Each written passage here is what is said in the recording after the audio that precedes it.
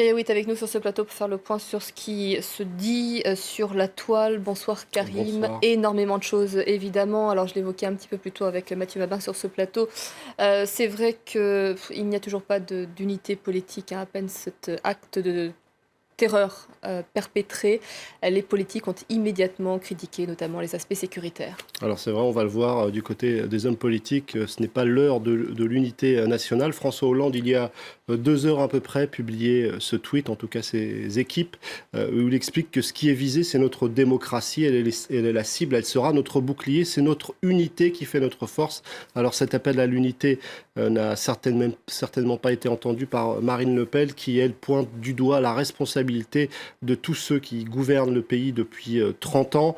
Robert Ménard, le maire de Béziers, lui aussi, relance cette idée d'interner immédiatement tous les islamistes fichés S, bien que cette idée, d'après un certain nombre de spécialistes, n'a pas l'efficacité qu'on espère.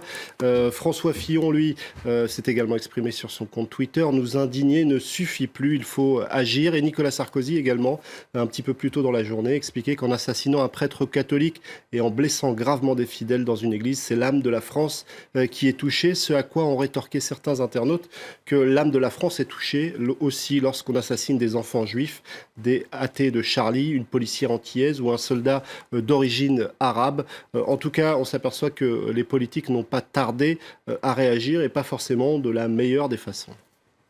Il y a quand même quelques voix, hein, qui se sont élevées pour ne pas tomber dans le piège des terrorismes. C'est vrai que l'unité fait partie de notre dignité. C'est vrai, et elles sont tout de même assez nombreuses, ces voix. Heureusement, Anne Hidalgo réagit sur son compte Twitter. Elle explique que la compréhension et le respect de l'autre doivent être notre première réponse à la barbarie. Nadine Morano également a publié sur son compte Twitter ce message. Ils cherchent la guerre de religion.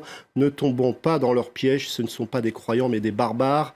Jean-Pierre Raffarin également a publié ce message. Lui aussi explique qu'il ne faut pas tomber dans le piège de la guerre de religion. Ces crimes sont ceux d'assassins auxquels la plus grande fermeté doit s'appliquer. Alors évidemment, sur les réseaux sociaux, il y avait aussi des messages qui, eux, n'appelaient pas à l'unité, comme ceux-ci, où on a des hashtags utilisés par un certain nombre d'internautes. Islam hors de France, islam dehors, des hashtags tout de même assez utilisés. Mais dans l'après-midi, on a surtout vu ce hashtag apparaître, hashtag je suis catholique. Clara écrit je suis catholique et je différencie musulmans et malades fanatiques. On ne nous opposera pas, aimer son prochain, c'est gagner face à Daesh, écrit-elle. Ou encore cet autre internet qui utilise ce hashtag nous sommes unis, nous le resterons. C'est pas des petits cons qui vont nous désunir parce que clairement c'est l'objectif de l'organisation État islamique.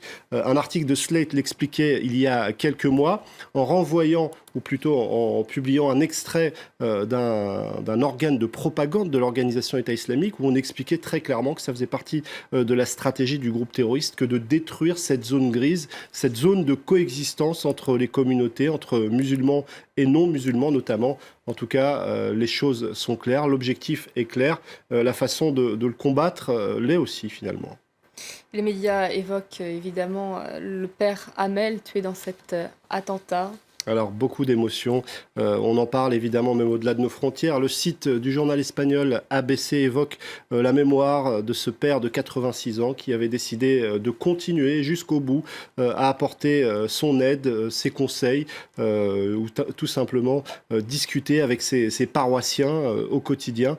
En tout cas, sur les réseaux sociaux, on relayait notamment les témoignages de ceux qui l'ont connu. Ce paroissien, par exemple, qui raconte que Jacques Hamel était quelqu'un de très accueillant. Les personnes de toutes les religions pouvaient venir le voir. Pour la petite histoire relayée ici par Pierre Aski, la mosquée de Saint-Étienne-du-Rouvray a été inaugurée en 2000 sur une parcelle qui avait été offerte par la paroisse catholique. Sur le site de francetv.info, on a la déclaration de l'imam de Saint-Étienne-du-Rouvray qui s'est dit tout simplement effaré par le décès de son ami.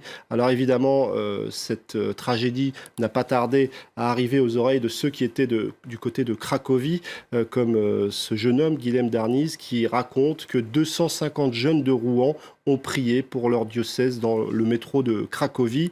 Autre réaction relayée ici par le compte Twitter d'une radio, celle de l'évêque du Mans qui invite tout un chacun à ne pas répondre à la violence par la violence.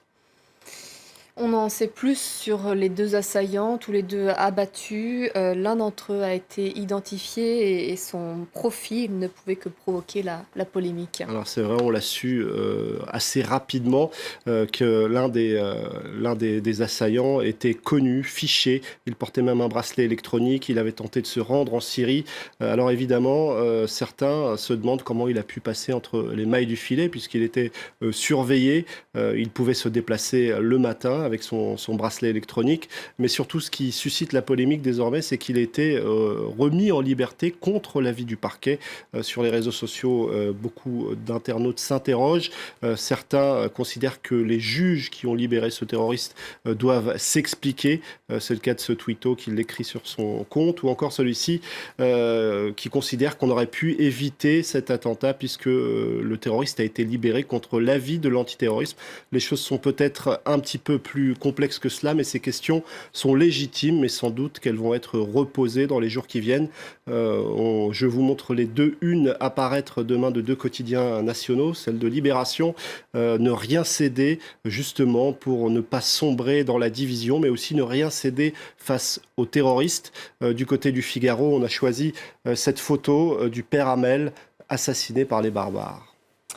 Je vous remercie beaucoup Karine d'être venue nous parler de tout cela sur ce plateau. Alors,